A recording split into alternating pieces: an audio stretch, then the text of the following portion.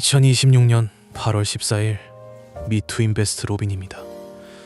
이번 한 주 시장을 데이터로만 편하게 정리해 드릴게요. 이번 주 시장은 한마디로 폭등장. 코스피가 이번 주 10.8% 상승했고 국면 점수는 0.51이에요. 자, 바로 시작. 코스피는 이번 주에 10.77% 올랐어요. 방향은 분명히 위로 향했죠.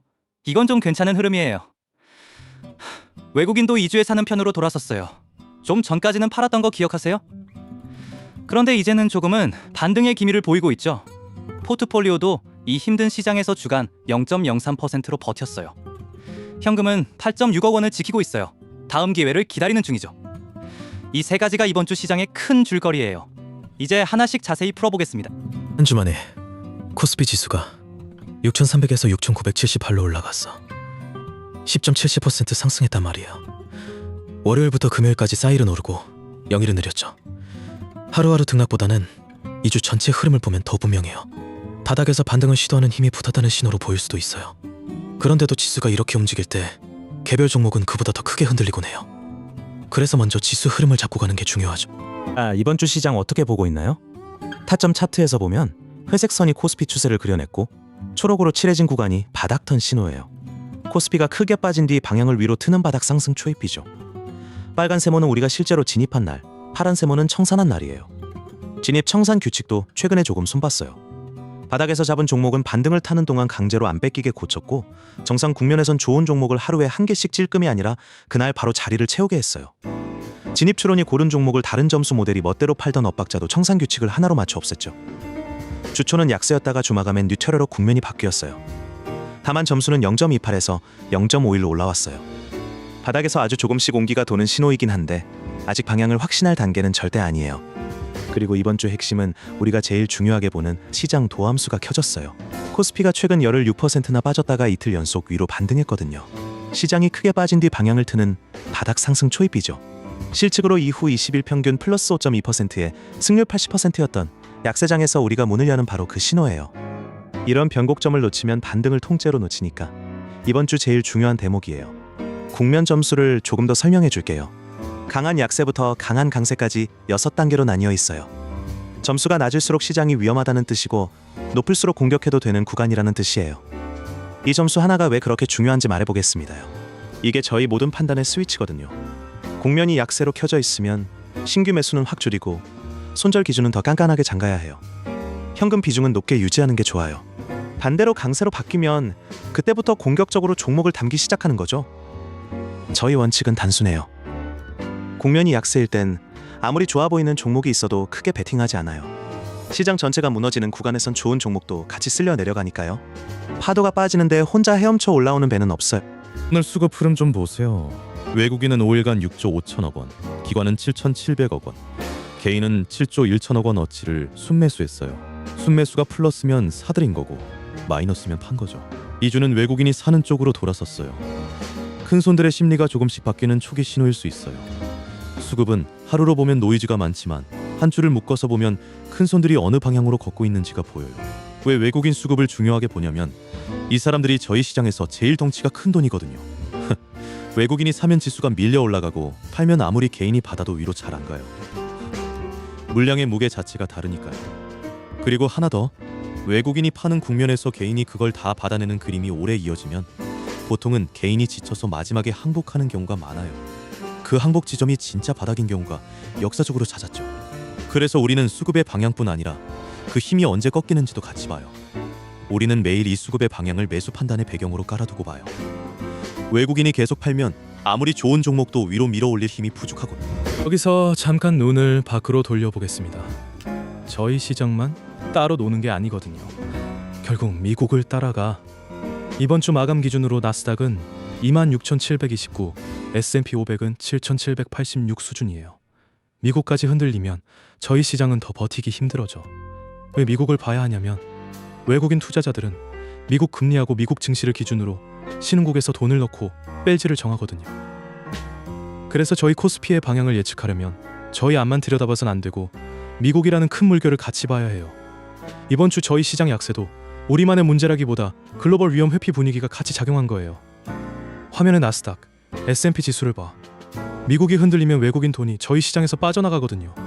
그래서 저희 코스피 방향을 보려면 저희 앞만 보지 말고 이 미국 지수부터 같이 봐야 해요. 크로 배경 하나만 더 짚을게. 바로 금리예요.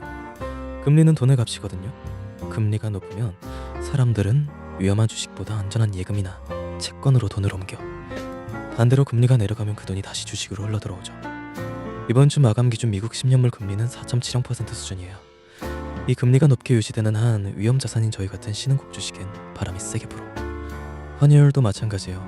원화가 약해지면 외국인 입장에서 저희 주식을 들고 있는 것만으로도 손해를 보니까 팔고 나가려 하죠. 그래서 금리와 환율은 당장 종목을 고르는 것과는 멀어 보여도 사실은 큰 돈의 방향을 정하는 근본 배경이에요. 우리가 약세장에서 신중한 이유도 결국 여기에 있어요. 배경이 나쁠 땐 개별 종목의 좋은 소식도 묻혀버려. 이번 주 코스피는 위아래로 약 10.8%를 오갔어요. 이 정도 변동성은 진짜 눈에 띄는 수준이죠. 변동성이 커진다는 건 시장이 확신을 잃고 있다는 뜻이에요. 사람들은 매일 매매를 반복하면서 가격을 밀고 당기고 있단 말이죠. 이런 상황에서 초보조랑 고수랑은 진짜 차이가 나요. 초보조는 하루하루 가격이 오르락 내리락 하니까 마음이 흔들리고 계속 사고 팔다 보면 오히려 손해를 볼 수도 있어요.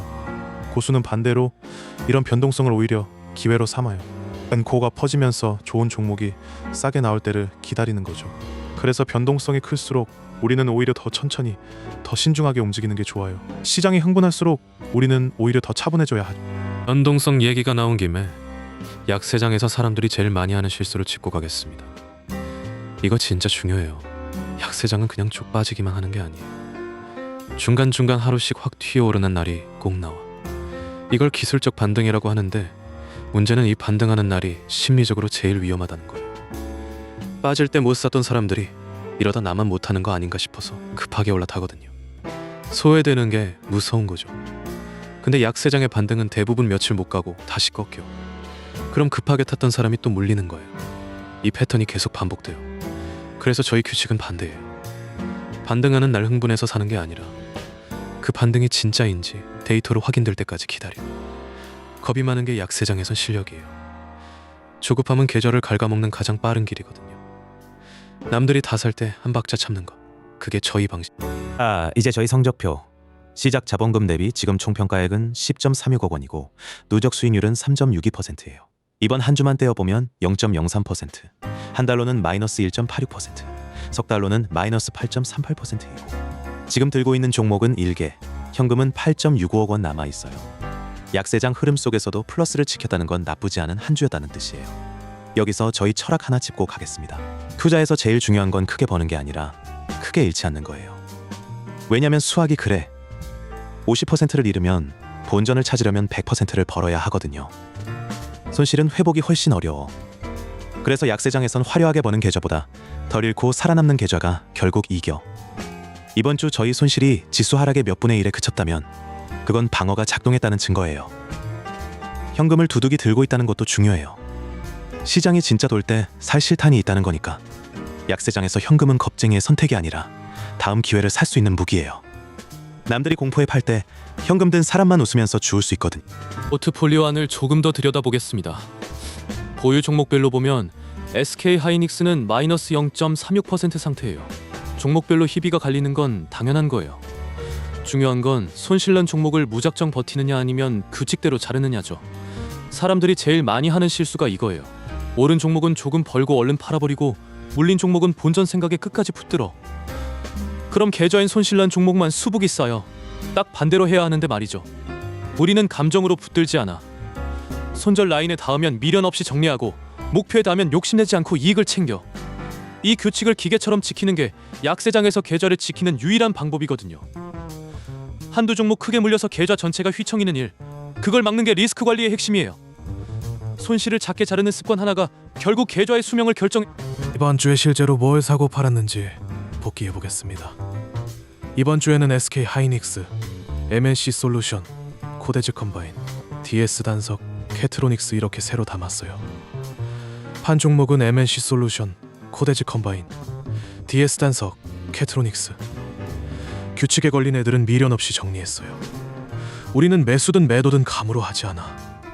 시장 국면, 종목 점수, 그리고 손절, 익절 규칙. 이 세 가지가 맞아떨어질 때만 움직여. 그래서 거래가 적은 주도 많아. 어떤 주는 아예 한 건도 안 써요. 사람들은 뭐라도 사야 투자하는 것 같지만 사실은 반대예요.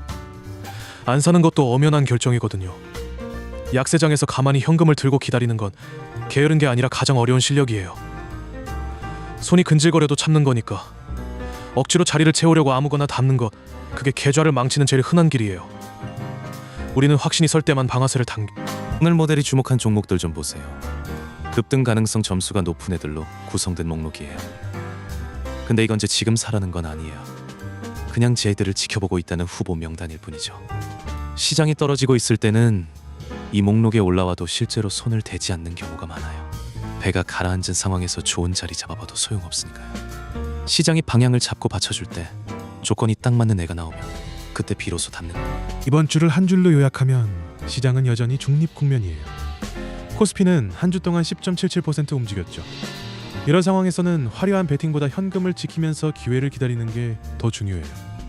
돈을 벌기보다는 잃지 않는 게 우선이죠. 이 원칙 하나만 지켜도 약세장을 버틸 수 있어요. 생각해보세요. 시장에 오래 살아남는 사람과 사라지는 사람의 차이는 크게 벌었느냐가 아니라 큰 손실을 피했느냐에 달려있어요. 한 번의 치명적인 손실이 몇 년간의 수익을 다 날려버릴 수 있죠. 그래서 매주 이걸 되새기는 거예요. 살아남으면 기회는 반드시 다시 온다는 거죠. 조급함은 계좌의 적이에요. 시장이 방향을 줄 때까지 우리는 규칙대로 기다려야 해요.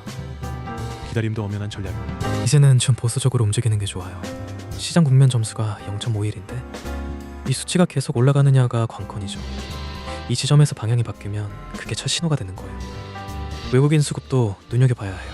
지금은 순매수로 돌아서는지 큰 돈이 들어오기 시작하면 진짜 전환점이 될 수 있죠. 미국 시장과 금리도 놓칠 수 없어요.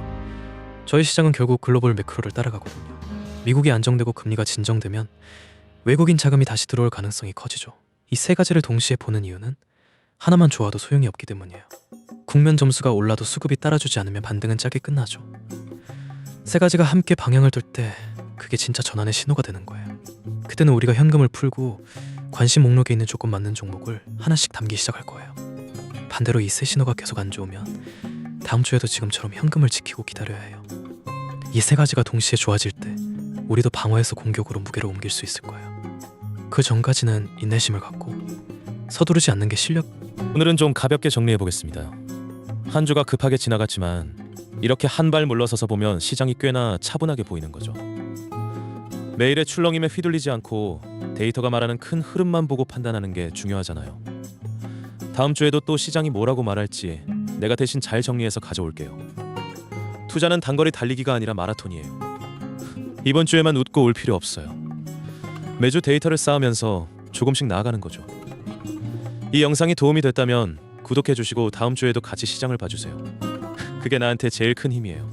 주말엔 푹 쉬시고 다음 주에 또 만나요. 참, 이 영상은 정보 제공이지 투자 권유가 아니에요. 최종 판단과 책임은 언제나 본인 몫이에요. 잊지 마시고 다음 주에도 잘 부탁드립니다.